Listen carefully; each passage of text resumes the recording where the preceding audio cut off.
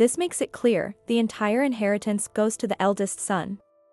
The will was genuine, so you can stop doubting it, you awful wife. Wow. Does that mean I get all of his money? My husband looks down on me while my daughter-in-law rejoices. I stare in despair at the will that states, I bequeath the entirety of my $10 million estate to my eldest son. Am I destined to lose everything and be stuck with this horrible man forever? But then, my brother said something that changed everything. My name is Emily. I'm a 55-year-old housewife. I live with my husband, Bob, and we don't have any children. In short, Bob is the epitome of a domineering spouse. From the beginning of our marriage, his word has been law, and I have never been able to oppose or voice my opinions to him. Being 10 years older than me, he has never shown any consideration for my feelings. Even though I devoted myself to him like a slave and worked tirelessly around the house, he would mercilessly berate me if anything displeased him. I was constantly blamed for our inability to have children and cried in secret almost every day. I wanted a divorce but didn't want to worry my family, and lacked the financial means to support myself. I endured living with Bob, who was arrogant and abusive, by gritting my teeth. The only support I had was my father. He was once a highly successful businessman. He built his company from the ground up and turned it into a large enterprise. Although he was a workaholic, he loved my brother and me in his own way. After my mother died in a car accident shortly after my wedding, he buried himself even more in work to escape the loneliness. The strain took its toll. My father suffered a stroke and was rushed to the hospital. Thankfully, his life was not in danger, but he was left with paralysis on his left side. As a result of his relentless hard work, my father's assets had become enormous. I persuaded my father to retire. Concerned about him living alone, I somehow convinced Bob to move in with my father. As soon as my workaholic father retired, he aged rapidly, showing signs of dementia, and soon became bedridden and in need of constant care. The physical and emotional burden on me increased drastically. In addition to my daily household chores and caring for Bob, I had to take care of my father, who had dementia. Sometimes my father would be calm, but other times he would scream and act out in the middle of the night, or wander outside. I couldn't take my eyes off him for a moment, leading to sleepless nights, immense stress, and endless hard work, leaving me constantly exhausted. My father was often in a fog, but there were moments when he was lucid. During those times, we could have peaceful conversations like we used to.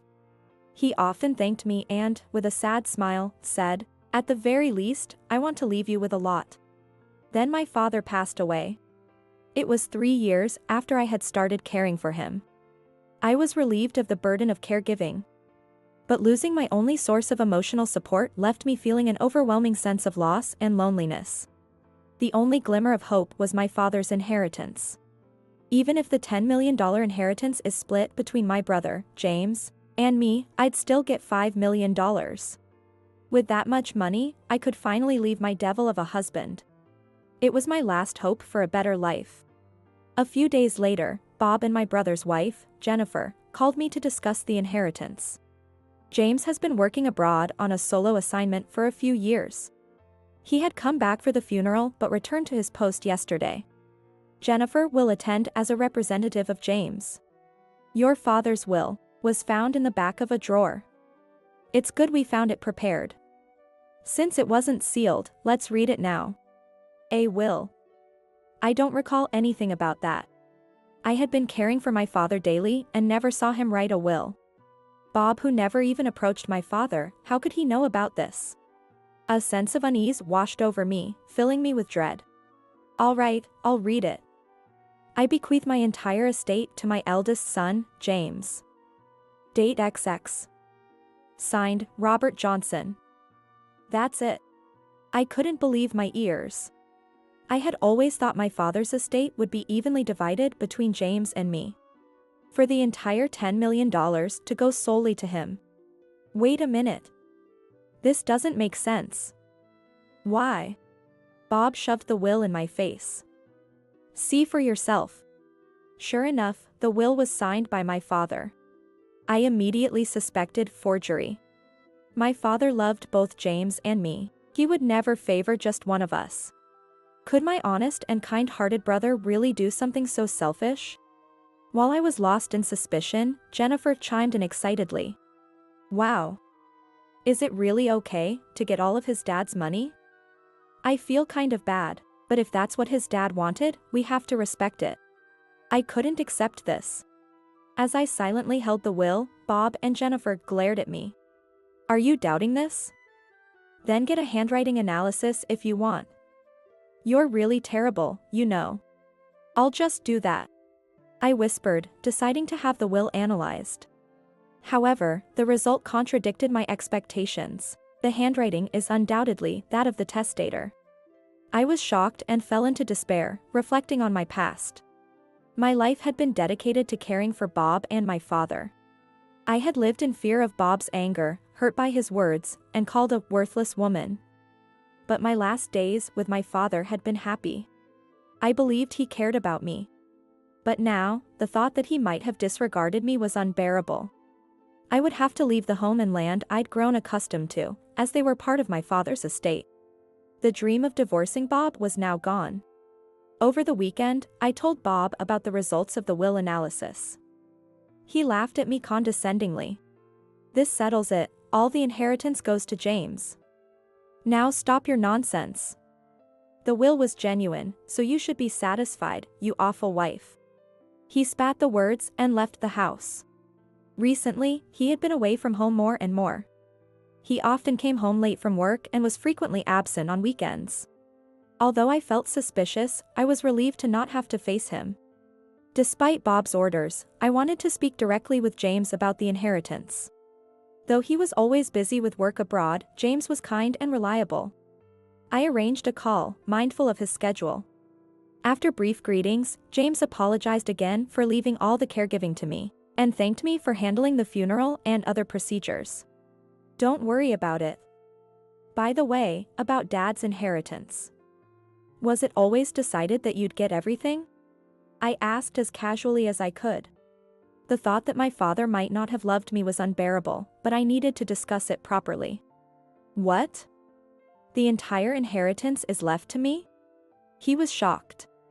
I had assumed Jennifer had already told him, but it seemed this was the first he'd heard of it. The will was genuine, so I didn't expect the outcome to change. I explained everything to him. So, the handwriting on the will was Dad's, and that was all it said? All right, let me think about this for a bit. I'll get back to you. I'll also tell Jennifer not to proceed with any inheritance procedures until she hears from me. Saying that, he hung up. I was perplexed, but I waited for his response. A few days later, James contacted me.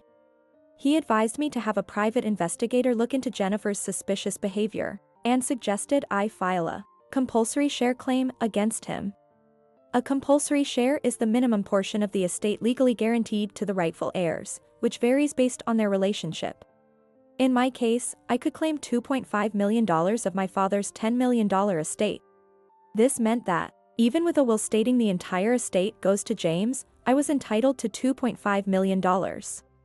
However, Bob and Jennifer fiercely opposed this. It's already decided, stop making a fuss now. But James had given me further advice.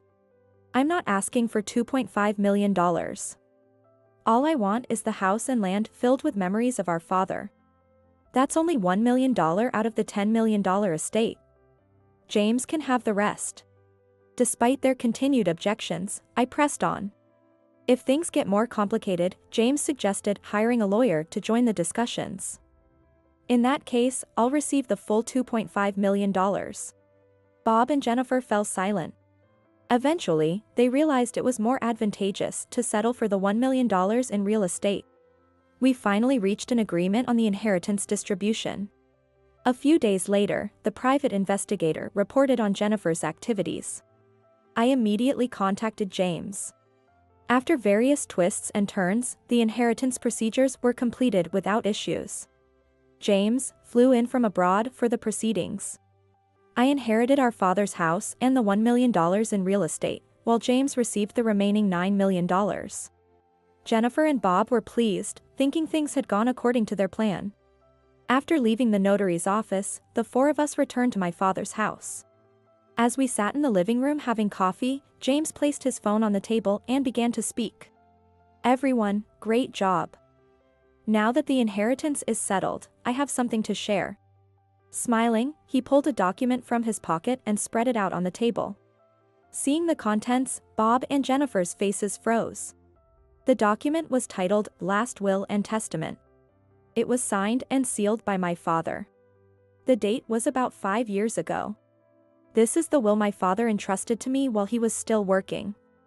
It was created at the notary's office with 2 witnesses, making it legally binding." James explained that my father had prepared it himself before his stroke. After our mother's passing, he wanted to ensure his children were well taken care of, in case anything happened to him.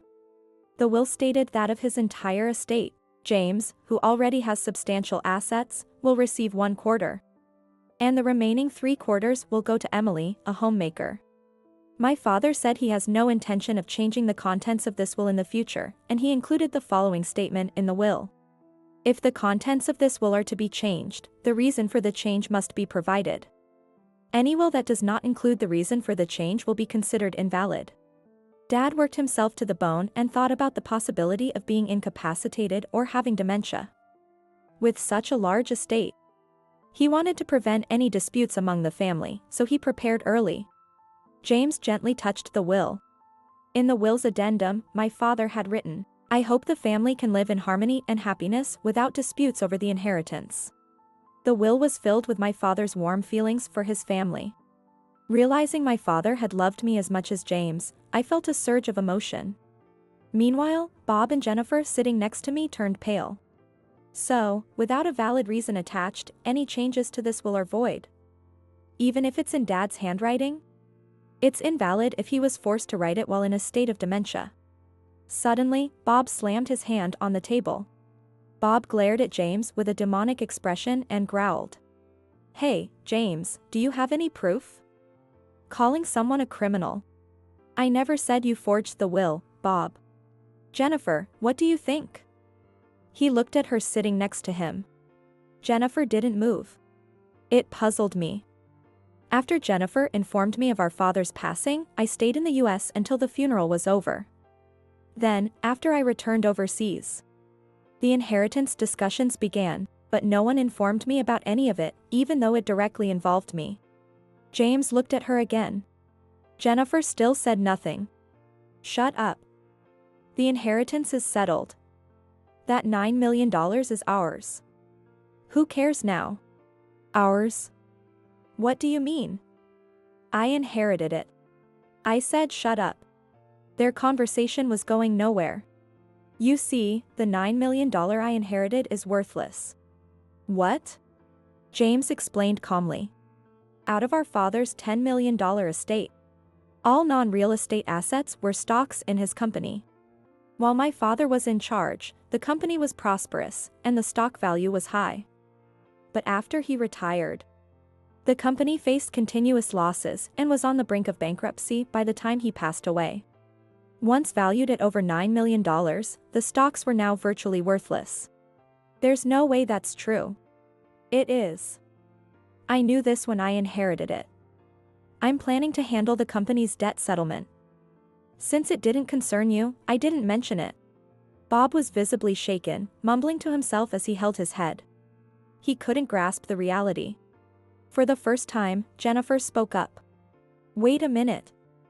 Are you saying we inherited worthless stocks, and Emily got $1 million? That's unfair."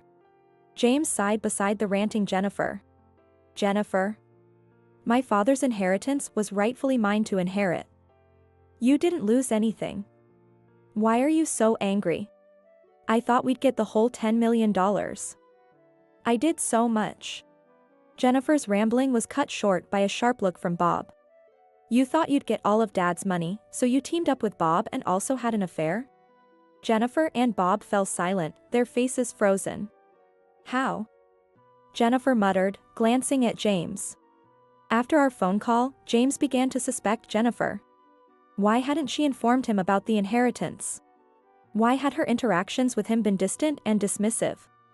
Since he was suspicious about her, he checked her social media and confirmed his suspicions of an affair. I'm about to come into a huge amount of money. Can't wait to discuss plans with my darling. We're going to have so much fun.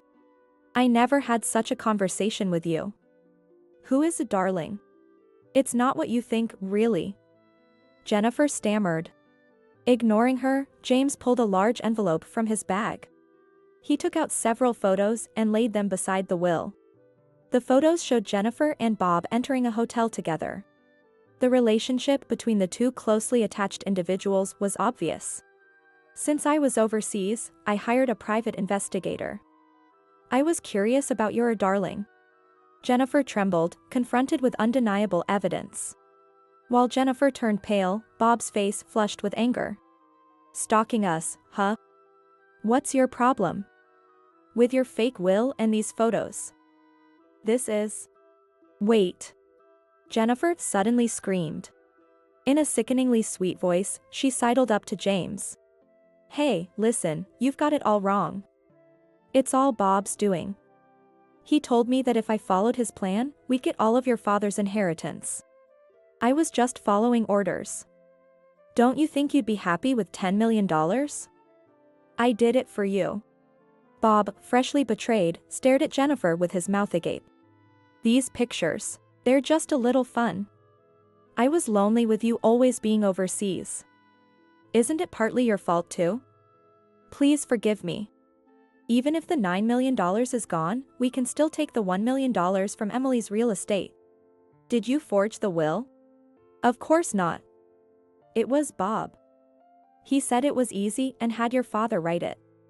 See, I'm not at fault. Exposing the forgery, Bob lunged at Jennifer, but James quickly intervened. You scum. You have no proof.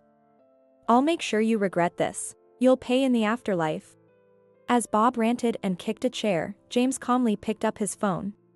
Oh dear. It seems my phone accidentally went into recording mode. It looks like it recorded everything since I got back to this house. What a slip up. Bob and Jennifer turned pale and fell silent. Also, I forgot to mention, there's a security camera in this room, recording everything. We installed it to monitor Dad's condition. Another coincidence. He continued talking as the living room fell silent. Forging a will is a serious crime. And your threats could be considered criminal intimidation. There's a police station nearby. And they'd come quickly if I called. But if you swear to leave Emily's inheritance alone, I might not need to report this. What do you think? As he said this, he was operating his phone, adding, I'll send this audio recording to my computer overseas for safekeeping. Having silently listened to their exchange until now, I took documents out of my bag and thrust them at Bob. Sign this divorce petition. Now. I placed the signed divorce petition, along with a pen on the table. Wait, let's think this through. I'm sorry. We've been together for so long. Who's been providing for you? I've had enough. Sign it now or I'll call the police. I held my phone with anger. Bob was defeated and signed it. Jennifer, we're finished. You planned to take the money and be with Bob once I got it, didn't you? I heard the records of your interactions with Bob from the detective agency. Jennifer slumped, covering her face. After that, both James and I divorced.